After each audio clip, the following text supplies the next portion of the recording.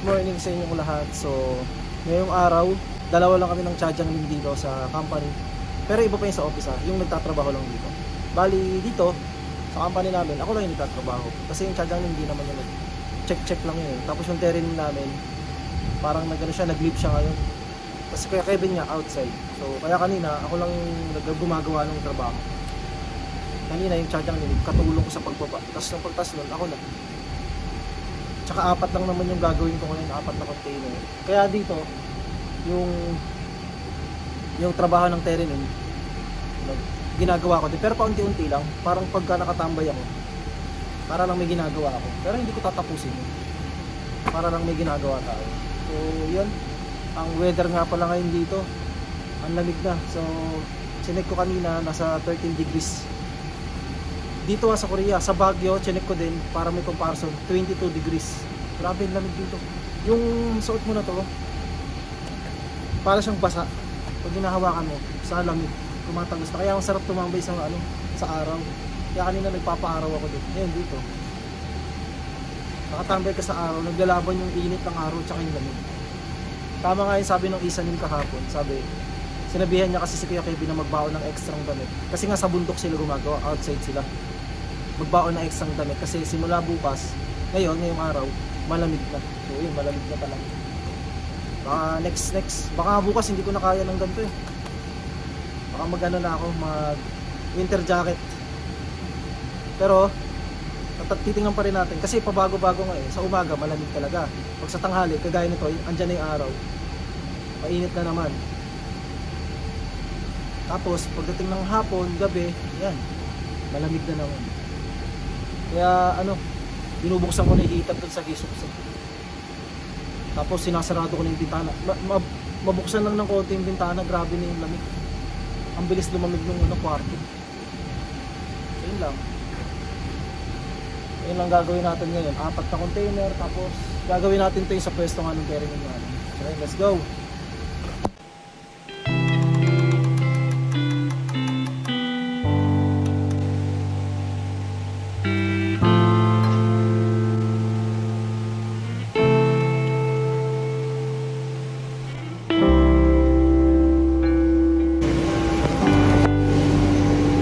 So yun, tapos yung sinasalang natin, balik na tayo sa pwesto natin. Ganun lang, pag walang nakasalang, wala kang ginagawa, ganun lang.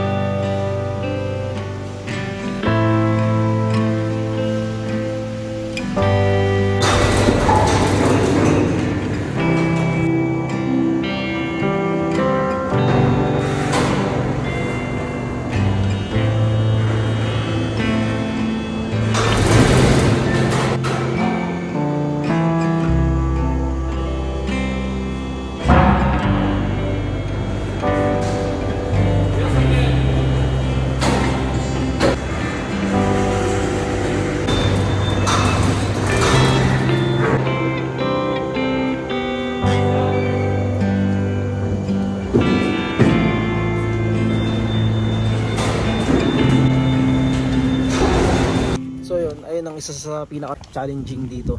Pag may kukuha na ng finished product. Dati nung bago ako, grabe, nakakatakot kasi syempre tatama sa tao.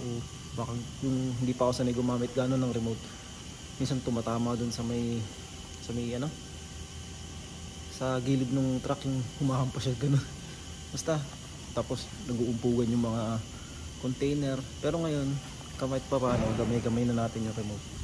So yun, bali napahinto nga ako sa ginagawa ko kasi parang may nagsusuntukan dun sa taas. Kaya ni-stop ko muna. Tapos yun, dumating nga yung Chajang. Tapos pina-check sa akin. Kala ko maluwag lang yung kasi yung cover, kasi may kadena doon sa taas, parang may cover, parang sa motor. Inigpitan ko, hindi pa rin okay. Tapos chinek namin yung kadena, kala namin maluwag. Tapos pagkaikot ko, ayun pala, nawala yung lock niya. Parang sa kadena din sa motor, nawala yung pinakala, kaya umiingay siya. Hindi na sumasakto sa butas. Buti hindi siya natanggal. Kung natanggal yun, tatalsik yun. Kasi mabilis din yung ikot nun eh. Pakita ko mamaya. At Gagrinderin ko rin to. I-stop ko nga, nakaisang salang pa lang to. Ang daming natirang pintura yun. Kaya gagrinderin muna natin.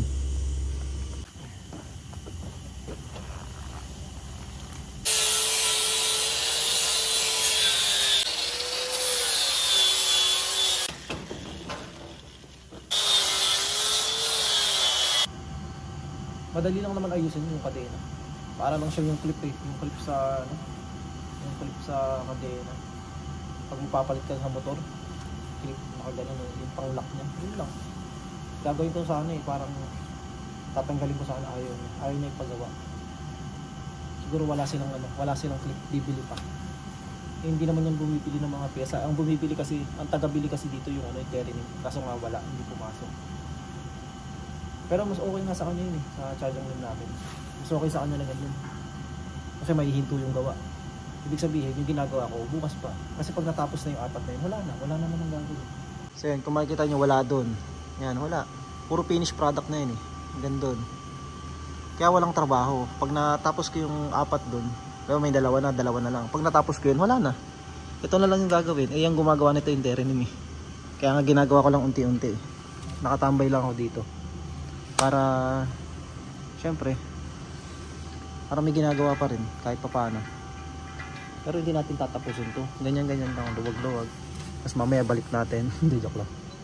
Balik ulit, tas tanggal, di ba? So yung ganito dito talaga sa company namin pag wala, lalo pag walang trabaho. Dito lang kami, tagu-taguan.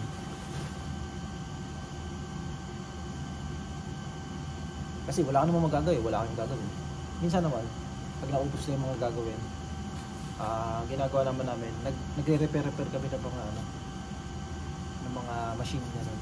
O kaya, minemaintain namin, kunyari, nilalagyan ng mga grasa, parang inaano namin, nire-refresh yung mga machine na.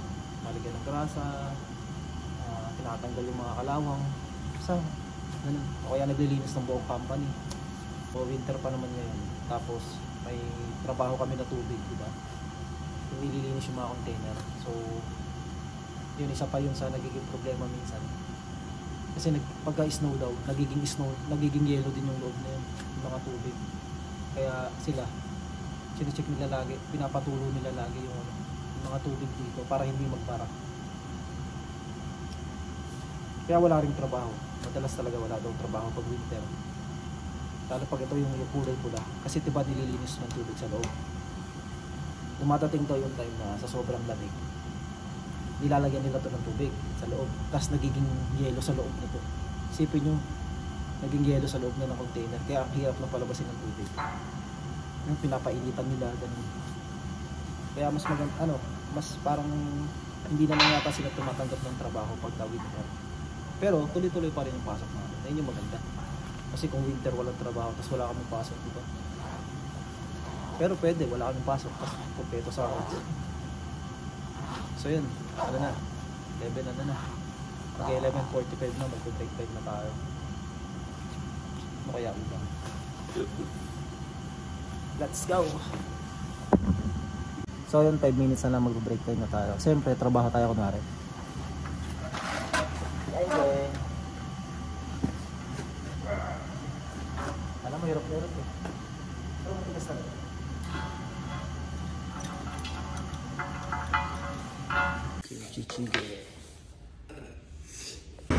So natala natin yung gagawin. Pinapinturahan na sa atin itong dalawa. Kasi hindi natin pwedeng paandarin yung machine kasi sira nga.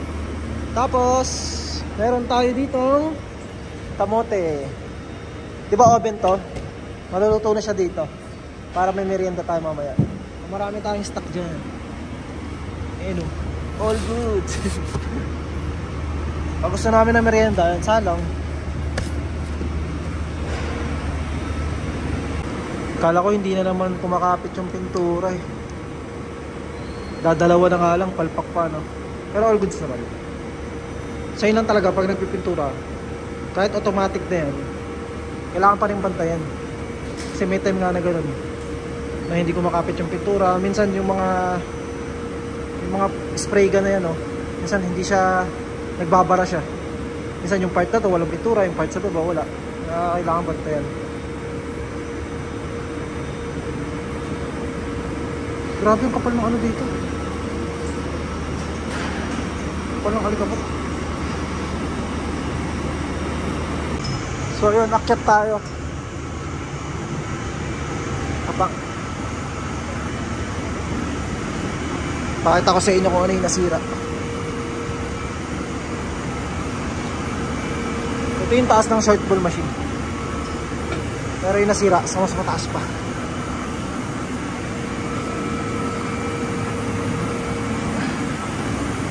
Okay. Diba ang taas natin? Ito. Lagyan natin ilaw. Yan. Ito. Ito yung pinakalak ng kadena, diba? Tapos may kapares yan. Natanggal lang yung clip niya, oh. Kung makikita nyo, oh. May clip din sa kabila. Dapat may clip din dito. Eh, naka-alambrihan lang. Basic to. Ayaw na kasi paggawa ng matanda eh. Antayin ko daw yung terreno namin bukas. Dalawa daw kami gumawa. Pero on goods din, para wala tayong gawin. Ngayon lang yun, oh. Hindi makita eh.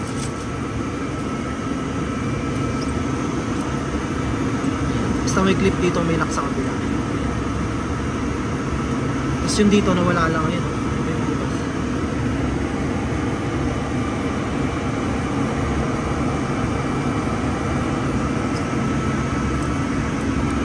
Talagay mo lang yan. Talagay ng clip. Kala namin maluwag lang pala talaga to. Tapos ang una, to maluwag to, sinikipan ko kasi pumapalo-palo. Umiingay-ingay siyang gano'n. Pero kaya pala siya umiingay na, lumuwag, kaya siya napaluwag kasi to tumatama-tama na. Kasi nga wala nang lock. Ayun, oh.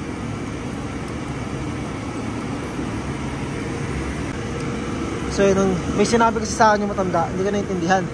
Sabi ko, tinanong ko kung tatanggalin ba yung kadena. Hindi daw, siguro ito. Tanggalin ko na lang ito. Para pag nirepair namin bukas, lalagyan na lang siya ng ganun. Ng clip. O, diba?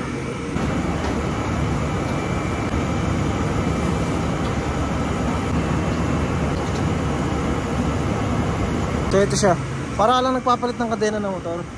So ito yung pinaka-problema. So i-picture natin to, papakita natin to sa charging linya natin.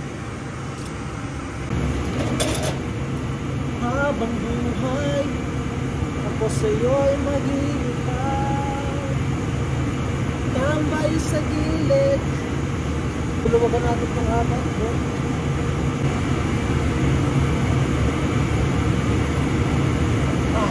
Tako na pilis. Ayun. Yes, bro.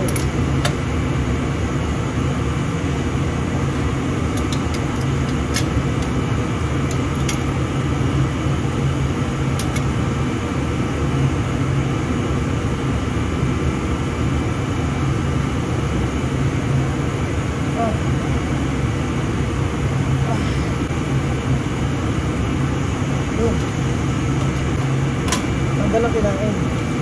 Ano lang, kahit pa paano sanay tayo magmaka-repair-repair. Pakinabang din yung ano natin.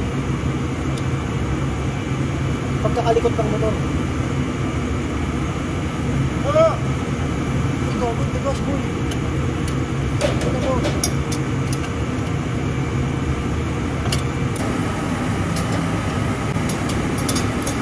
Pwedeng gawing kintas to, laki.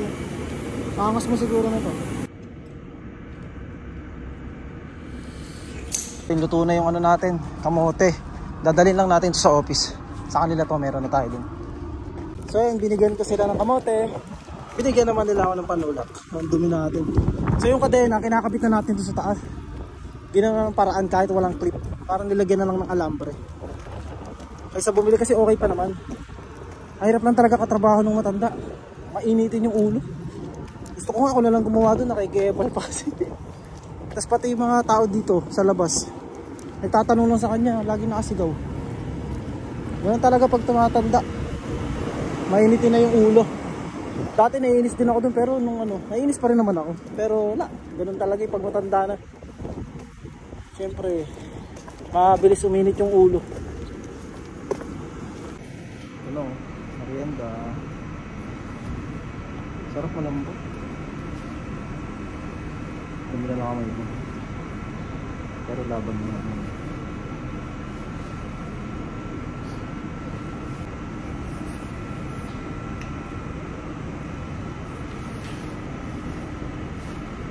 Sarap. Mas masarap to sa bahay dito.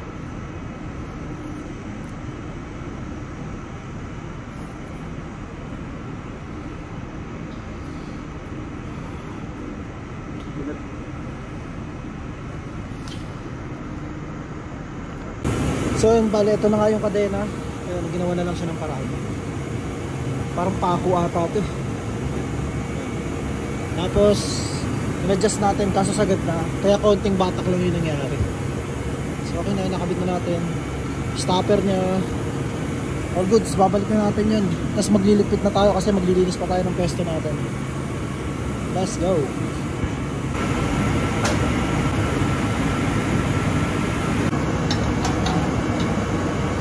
So yung testing na natin kami nagsusuntukan pa.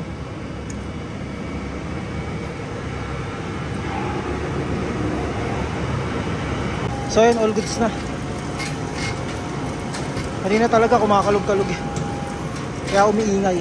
Ngayon, kahit malapit tayo, wala na. Yung ingay na lang talaga ng kadena kasi low siya. Pero pag nasa baba, kanina kasi kahit nandun ako sa pwesto na yun, talagang maririnig mo na parang may nagsusuntuan sa taas. Ang kakalampagan. Okay na, all goods na. Ayan, ginawa natin maghapon. Maalog pala talaga siya, no?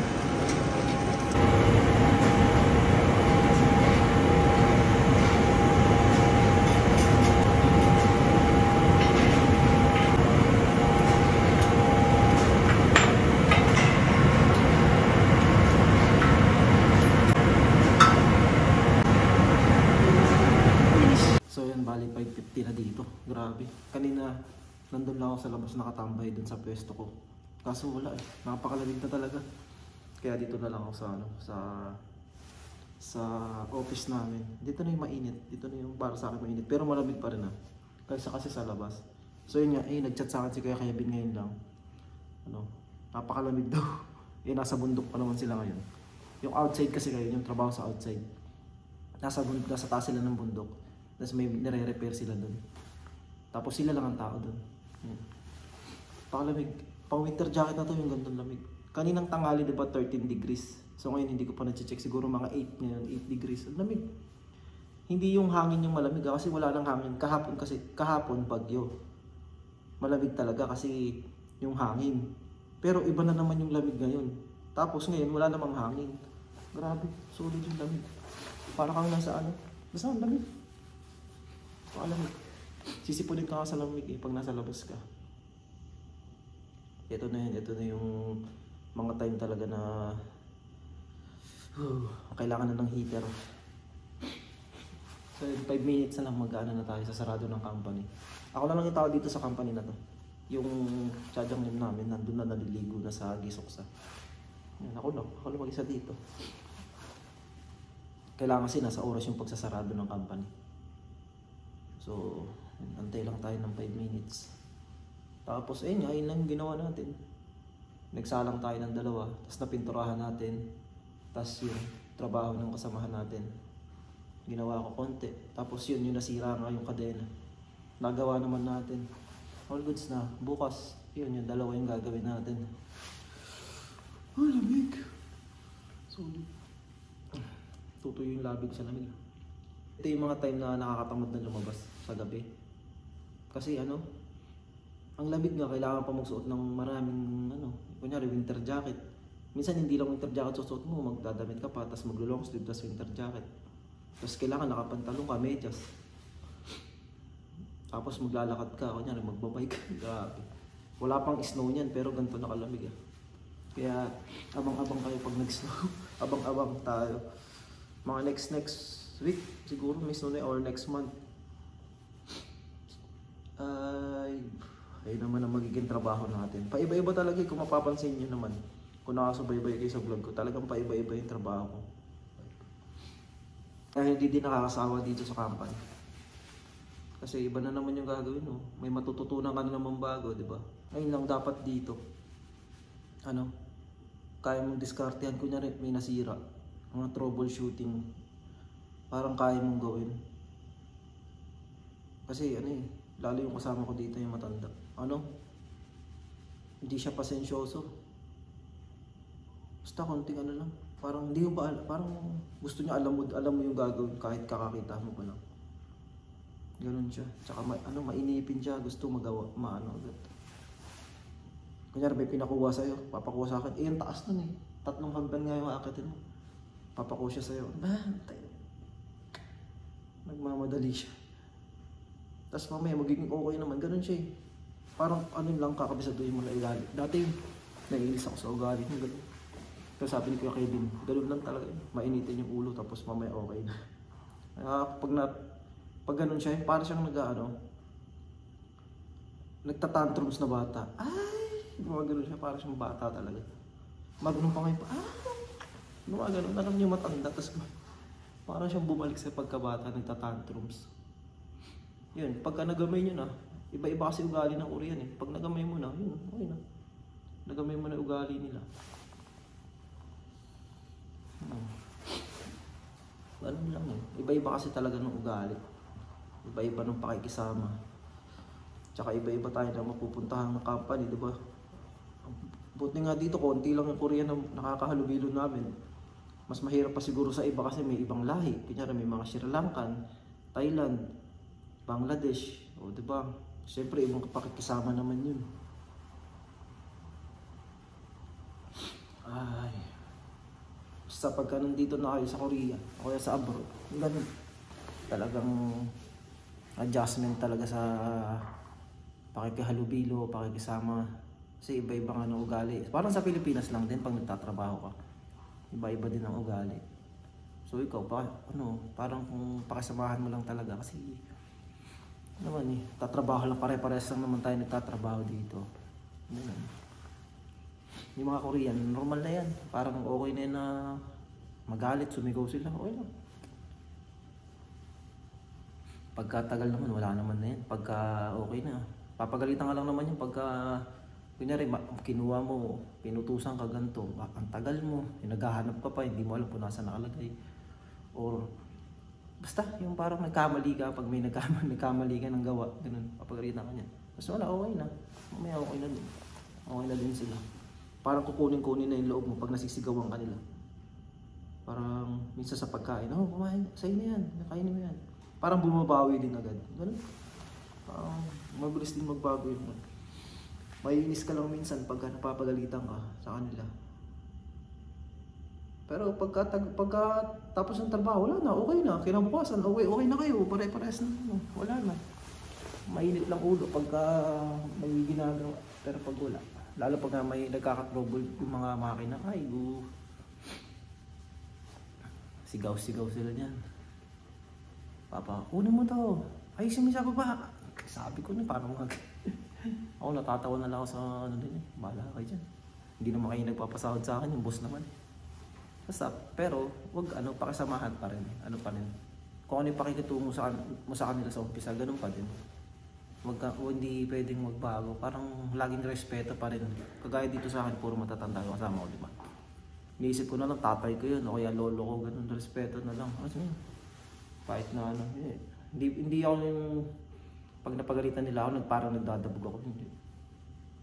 Naiinis lang yung mukha ako, tapos pa rin, sinusunod ko pa rin. Tapos yun, kung ano pa rin yung trato ko sa kanila, kunyari, nagtitimpla ng kape, pagka break time, tapos yung pag nag-aabot, importante yun, laging dalawang kamay. Kasi pwede naman yan pag nainis ako sa kanila. Hindi ko susundin yung mga nyo dito. Yung mga pamahiin nyo parang ganun. Yung mga culture nyo parang bastos na ako makikisama sa inyo. Pero hindi. Kahit sigawan nila ako, kahit magalit, wala akong pake. Ilang taon lang ako dito. Ilang taon lang, hindi ko naman kayo habang buhay kasama. So yun lang lalagay nyo sa isip nyo pag nandito. Hindi ko naman kayo habang buhay kasama eh. So yun, sarado na pala tayo ng company. Masasarap tayo sa usap. Patay. Let's go. Maliwanag ngayon Wala So yun, papatay natin lahat ng ilaw. Panel, sasarado natin lahat ng pinto. Tapos, sige, suksan na tayo. Ganun lang. Grabe, lamig. Solid. Oh, sheesh.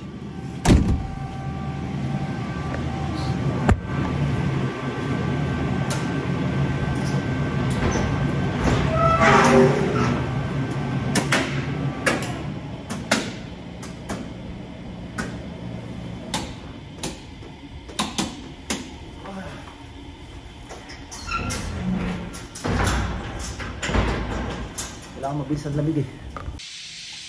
Tingnan nyo naman. Ako lang magsasara dito, tapos napakadilim, diba?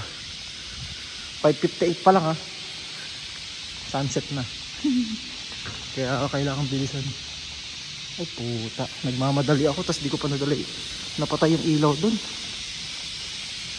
Alam nyo, dati natakot ako mag-isa. Pero nung ano na, pagtagal, nababawasan na yung takot ko. Kasi para na akong guide dito eh. Para na akong caretaker. Pero may takot pa din kasi tingnan mo naman ang dilim. Diba? May takot pa din konti. Pero wala naman akong nararamdaman dito nakakaiba sa Korea, mga ganun. Dati talaga takot ako. Marami. Kahit tanongin sa mga nakakakilala sa akin. Hindi ko kaya mag-isa pag mga ganyan.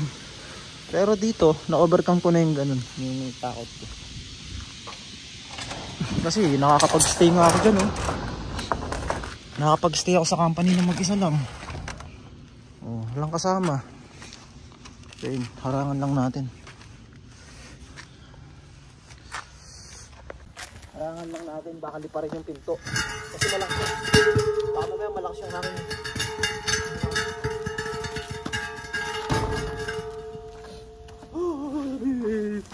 Lamig hawakan ng mga bakal. So yun nga, di ba? Nakakatakot din talaga. Kasi nga, alam mo yun, yung parang mga naisip ko para sa mga eskwelahan, yung mga guide doon sa Andilim. Ganun. Pero saglit na oras lang naman, sasara mo lang naman yan. Kasi minsan pag may kukunin ako dito sa company, minsan papasukin ko pa rin yan kahit madilim. Pero natatakot pa rin ako. Ayun no, hindi nyo naman gaano kadilig yung boy. Malinaw pa to sa cellphone kasi naka night mode tong pagka iPhone automatic. Pag madilim, maliwanag siya kumuha. Pero dito madilim na. Maliwanag lang sa part na yun kasi pa sunset na. Lamig. Solid. Solid ang lamig. Yan, unti-unti na mag-uuwian yan. Yung mga sa office, yun yung anak pa uwi na, yung anak ng boss. Tapos yung Chajanglim nandun pa yun sa Gisukso. So ayun, 7 PM na dito. Nakapag-prepare na tayo, nakakainin natin. At nakaligo na din tayo. Mukha lang hindi naligo. Tapos ito na yung suot natin. Yung binili natin sa Myeongdong. Gamit na gamit talaga. Tsaka madali lang isuot kasi di-zipper siya. Tapos naka-ano na din ako. Naka-pants kasi nga malamig. Pero pina-under ko na yung heater na itong Gisukso namin. May heater kasi to. Pagka pina-under mo yun, iinit yung sahig. Kaso matagal. Mga isang oras, 2 oras. Sakto yung pag natulog ako mamaya para mainit na dito. Kasi lamig talaga. Pagka matulog ka ng ganito na malamig, kinabukasan may sipon ka o magkakasakit ka. Kaya ngayon talaga pag gantong season na dito sa Korea, pa-winter na talagang gamit na gamit yung mga heater. Gawin ang kain lang tayo. Ito yung pagkain natin ng samyang. Itlog. Marami pero mga 2 lang kakain ko tayo. Bukas na ito. So yun, kain. Let's go! Masarap sa pakiramdam na nandito na tayo sa dulo ng Luzon at sasakay na tayo ng Roro. Kumbaga, ano na ba yun? Totoo na to? Malayang-malayo na tayo. Hindi ko na-explain. Parang gusto ko na lang umiyak kasi naalala ko yung mga simpleng rides ko dati. Pero ngayon, Philippine look na. Ano tara?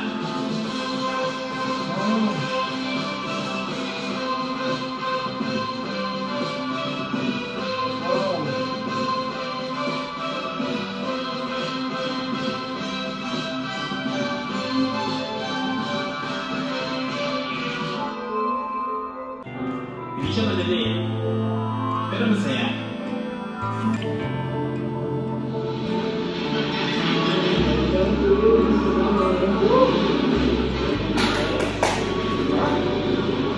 kakababa lang natin ng Roro.